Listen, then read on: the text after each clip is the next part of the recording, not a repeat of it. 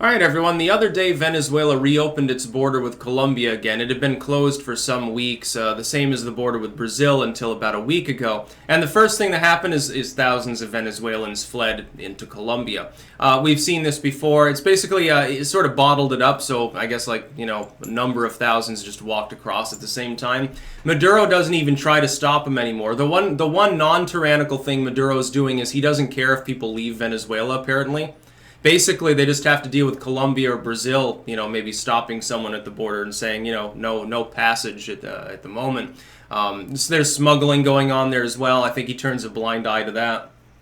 Basically, you can impose his regime and socialism and stuff. You just have to leave Venezuela. So you can go where there's actually food, where a sandwich doesn't mean a bunch of sand. But as far as Venezuela goes, though, this is the end result of real socialism.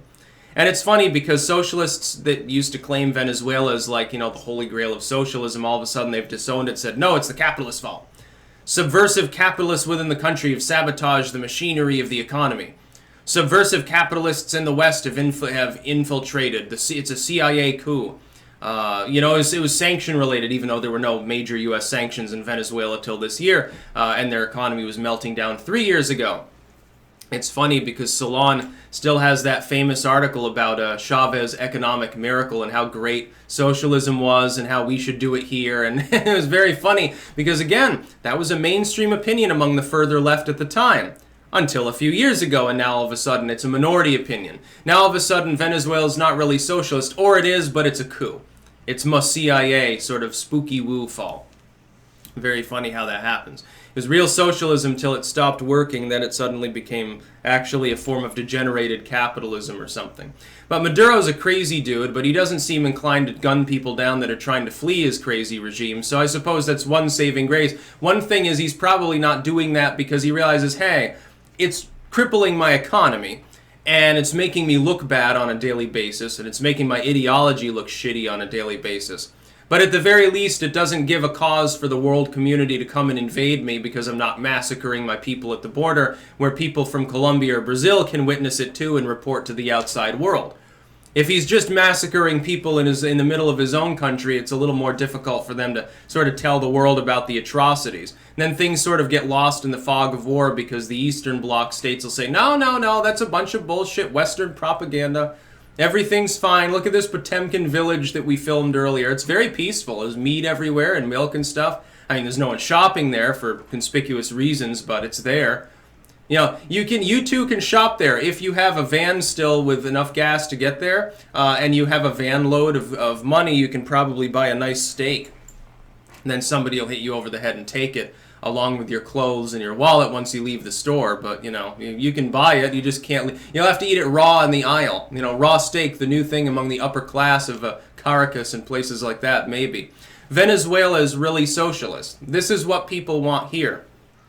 They want hyper-centralization, and that'll lead to the kind of problems that they're having, including the debt spending and all. Look, we have enough problems with our vaguely free market system that's like 60-70% capitalistic at most.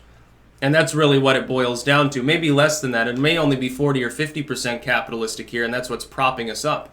And it's funny, when people who are socialists, they talk about Scandinavia. Okay, well, once the Scandinavian countries inevitably collapse, because they too have certain economic problems that are looming at this very moment. Will they be socialists then? Because some of them already are disclaiming them and saying they're just social democracy. So they're kind of socialist, and you should use this as a reason to adopt all of the leftism there. But they're not really socialists, just in case. Just in case they collapse, they're not truly socialists. They're just social democracies. Oh, they're kind of capitalistic. It's just they have welfare. Yeah, nice one. Nice propaganda, inventing a term that doesn't actually mean anything. Social democracy. I think what you mean is a socialistic welfare state with some aspects of a free market that happen to be associated with it, propping up all the socialism. That's really what you're talking about. It's a democracy. Oh, you've got to throw that in, just like Bernie Sanders is a democratic socialist. Maduro's a democratic socialist. He was elected by his people several times. He was reelected. He was fairly reelected. Socialists, by the way, tell me his elections were extremely fair, and Jimmy Carter smiles upon them. Okay, I can accept that. Okay, he was reelected by his people. And then he starts purging them and shit, but, supposedly he's still a legitimate leader. Okay, let's say he is. He's a socialist one. He's also a shitty leader. He doesn't understand anything about economics, which is why he's a socialist. That's a whole problem. Venezuela is basically a non-functioning entity, and so you have all of these problems attendant to the socialism, the centrality. It's not even the redistributionism, it's the centrality. The problem is to redistribute, you need centrality.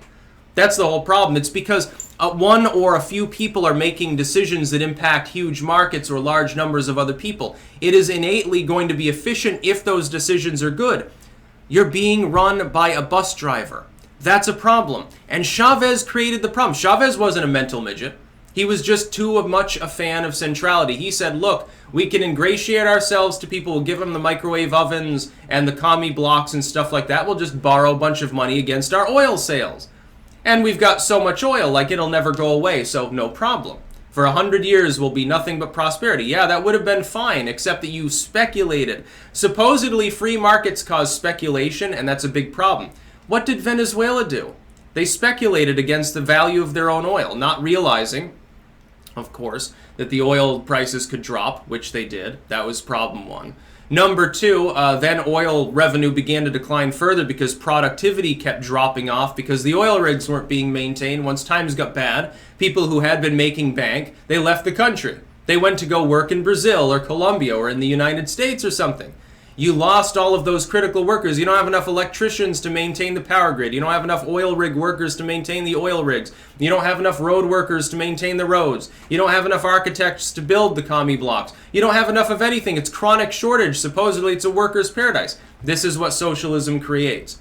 Spirals of depression. And that's how Venezuela is probably, unfortunately, going to remain for a very, very long time. The prosperous days are over, and the people nostalgic for those times should be getting rid of socialism. Don't bother getting rid of Maduro. You should get rid of Guaido too and put capitalists in charge, real ones. The economy will quickly get better. That's about all. Peace out.